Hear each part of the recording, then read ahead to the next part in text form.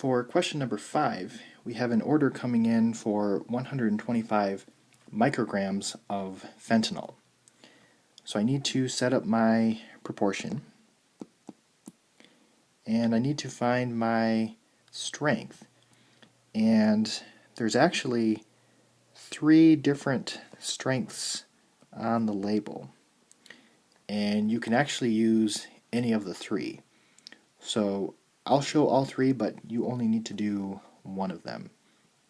So there's the 250 micrograms over 5 mLs, and my order is coming in at 125 mcg.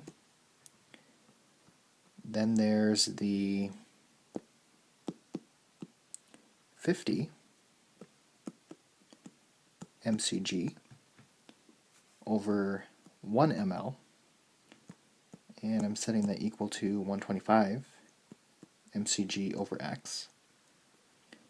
And then lastly, there's the 0.05 mg over 1 ml is equal to 125 mcg over x.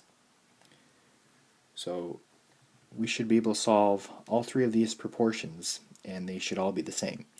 But again, when you're doing this, you only need to just pick one of them. So the first one, 5 times 125 divided by 250, we get x is equal to 2.5 mLs. With the second one, 1 times 125 divided by 50, we get 2.5. So we're getting the same thing. That's good.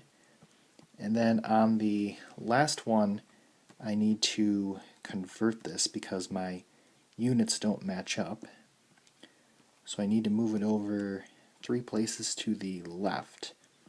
So 0.125 mg. So 1 times 0.125 divided by 0.05. And we get 2.5.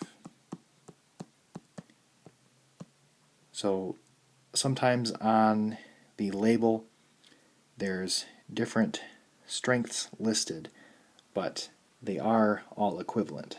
So it actually doesn't matter which one you use. So 2.5 mLs, and that's right here at the 2.5.